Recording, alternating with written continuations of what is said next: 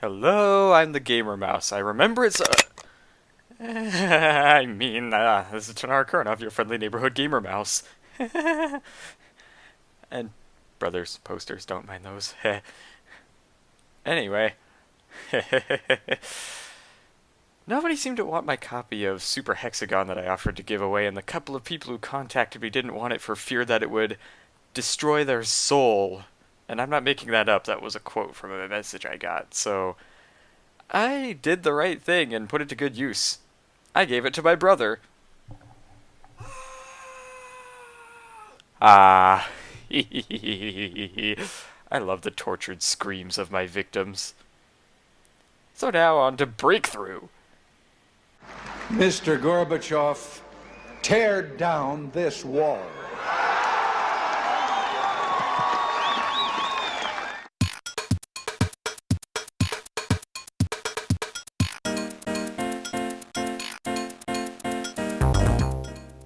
This is BreakThru.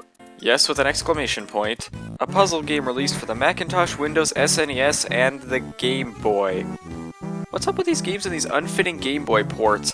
First we have Crystal Quest, which I have no clue how you play on a Game Boy, and then this, which just wouldn't play very well. Anyway, this game has a strange history that I might or might not have been able to piece together from everywhere I've looked. Not entirely sure if it's completely accurate, but here we go anyways. The Macintosh and Windows versions were done first by a company called Zoo Corporation, which I believe specialized in Unix database products until they made a game called The Wall. A wall! This game was released in Japan in 1993, and Spectrum HoloByte came along and wanted to publish it in North America. What's with Spectrum HoloByte and the exclamation points? First VET, and now BreakThru. I guess it's so we don't confuse it with the arcade game BreakThru now. So they renamed it, gave it to us, and slapped Alexei Pajitnov on the cover again to endorse it. Man, Alexei must have been making green off of all these endorsements, being the creator of Tetris and all. And then we get two other companies, Artec Digital Entertainment and Real Time Associates, which made the SNES and Game Boy versions respectively for North America. Even stranger, this was actually made available to play on the Sega Genesis, identical to the SNES version, but this was available only through the Sega Channel online service. Yeah, have you ever heard of that? Me neither. So just due to the nature of that being an online-only service, much less the games only being saved to volatile RAM, that version is completely lost to the ether. This game was also released later in Japan by yet another company, Shoeisha, on the Saturn and PlayStation. But there's also one other version that originally made it to Japan in its initial release, the Macintosh version. So, ha! So, BreakThru came shortly after The Wall in 1994, but the copyright dates also include 1989. Some people speculate this has to do with the Japanese game Chain Shot, later to be same game, but there is no concrete proof of this. People do think this for a reason though. This is basically same game meets Tetris, and the developers are Japanese, or at least the original developers at Zoo Corporation are, so it could have very easily been influenced by the Japanese gaming scene at the time. Somebody saw Chain Shot or same game, thought, hey, Tetris is popular, we could slap it together with that. And there we go, you have BreakThru. Now your goal in BreakThru is to clear the screen of blocks before your time runs out. By default, this is 5 minutes, but you can actually set it to either 2 minutes if you're feeling completely masochistic, or 10 minutes if you don't like pressure. This might seem completely pointless, but the less time you start with, the bigger the bonus is for completing the level. On child difficulty, you can actually put no time limit, but since running out of time is the only way to lose lives, why would you be playing at that point? Besides child, which I don't think is a real difficulty now, there's easy, medium, and hard difficulties. These determine the number of block colors there are, 3 on child, 4 on easy and medium, and 5 on hard. And it also determines what detrimental items you start off with, but we'll get to that in a minute. So your gameplay is relatively simple. Your main mechanic, click groups of 2 or more blocks of the same color, and boop, they're gone. Clicking these arrows makes the blocks go to one side or the other, and this is important to get blocks to fall in certain places, which you do by dragging the mouse and then releasing in the desired position, causing the blocks above to fall. If you're having trouble seeing where blocks will fall, you can also turn on this grid by pressing this button down here, complete with radar bing. Once you clear all the blocks, then you move on to the next level. You start in Berlin because why not pretend to be Ronald Reagan, right? Or maybe a crazy guy trying to escape Berlin with a sledgehammer, I don't know. Everyone wants to bring down the Berlin Wall, except for the people trying to keep people in Berlin, but beside the point. Then you go to London because castles? I don't really know. And then San Francisco, don't really know why either, I think they're kind of stretching. And then Moscow, the Kremlin maybe? I don't even know. And then New York because Wall Street, herder. And then Beijing, which obviously means we're at the Great Wall of China. There are 4 walls in each area, making 24 walls. If you get past all 24 walls, you've completed a world tour, and if you don't already have 3 lives, you gain an extra life. I like the music when you get past each area.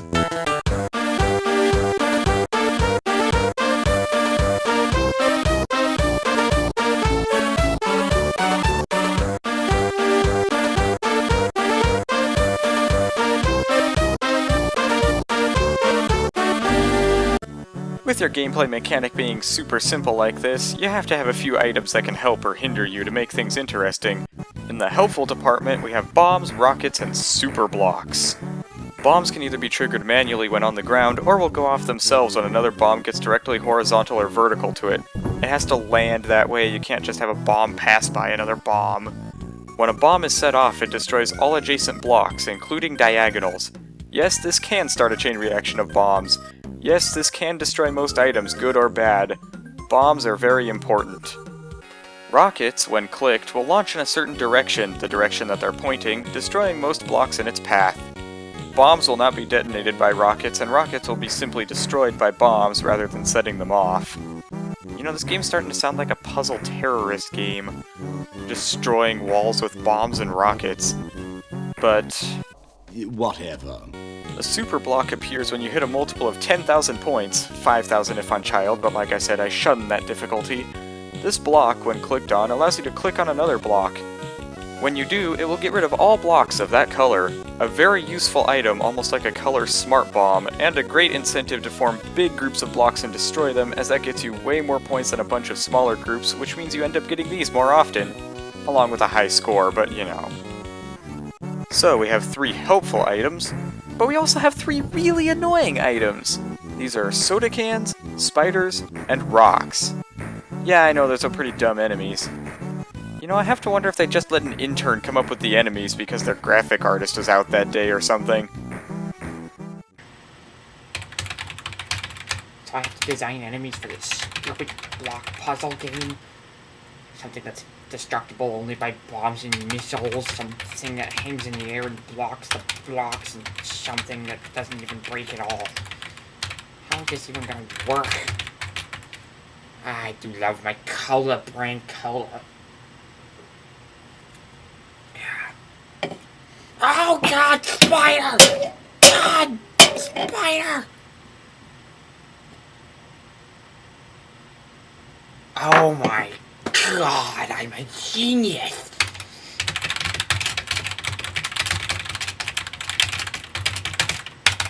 I'm done! Yes! I'm out of here!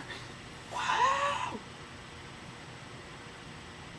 There's no way that you can be finished already. What is this? Christ. Will, get back here and finish this up! Damn interns. Soda cans are actually the most annoying. You'll run into these first, and they can only be destroyed by bombs or rockets. Oh, and you have to destroy them to get past a level, unlike all the other obstacles. You can't clear them with a super block, by the way. Trust me, I tried. Maybe they're trying to send a subtle environmental message here? No, wait, I just realized we're playing a game where you're bombing litter and spiders. Don't talk to me about subtlety. If you start on medium or hard, you end up getting soda cans right away. Spiders are pretty annoying too. When you drop blocks, if they hit a spider, the blocks will be directed around the spider in one direction or another. I'm not quite sure how the game figures it out. And they can block stacks of bricks from moving if you're trying to move the stacks from one side to the other. Thankfully, you don't have to kill all the spiders to finish a level, they're just there to be annoying. It is satisfying to blow up a spider or hit it with a rocket, though. If you start on hard, the spiders will be hanging around immediately. Heh, get it? And then there's the rocks. Bombs do nothing, and rockets only move it. It is an indestructible obstacle that you just have to work around. Yeah, fun. Hard starts you with a rock sitting around on the board immediately. This game has a very jumpy difficulty curve, though. On easy, I can complete the levels every single time, no issue. At least on the 2.5 world tours that I went on. I ran out of the 10 gigabytes of hard disk space I allocate to myself for recording on the go, so I've been playing for about 2.5 hours straight. Easy is a very boring difficulty. Playing on medium, I just barely didn't get past Beijing, although I blame a string of bad luck for that. Even that took an hour or so for that one game. Hard, I haven't even been able to get out of Berlin.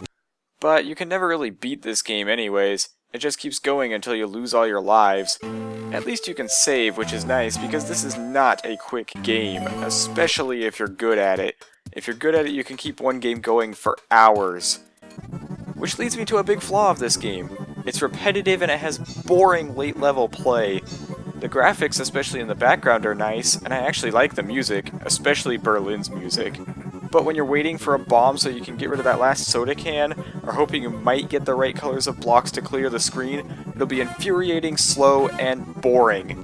It would take a little while before games like Collapse or, say, Big Money would take this formula and make it more addictive, arcade-like, and faster paced.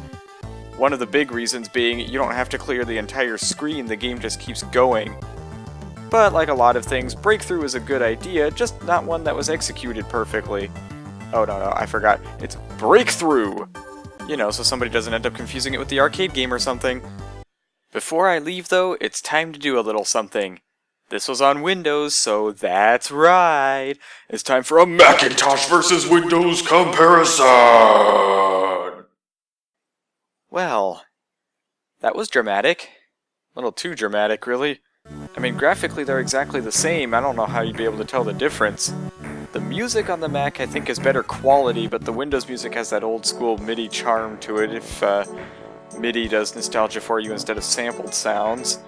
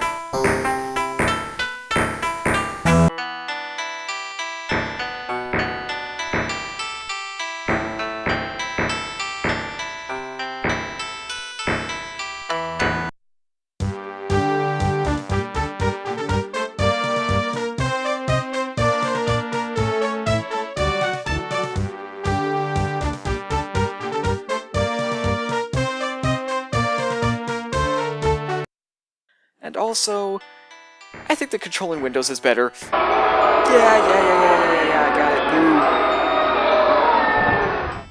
It's because Windows mice had 2 buttons, whereas the Macintosh mice had 1, so they kind of had to work around that.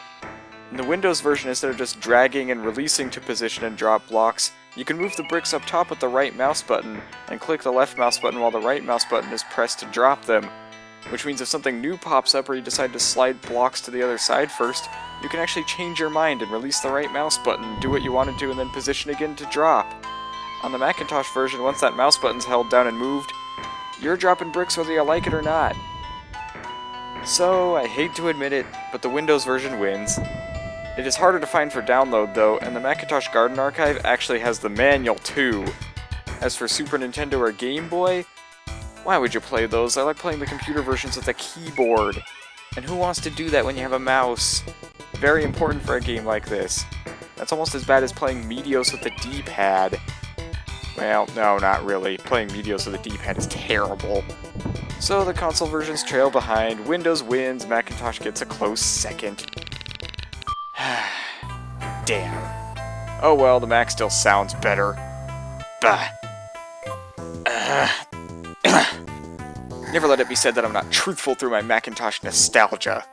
This is Tanara Kuranov signing off. Damn one-button Macintosh mice. Metal Gear.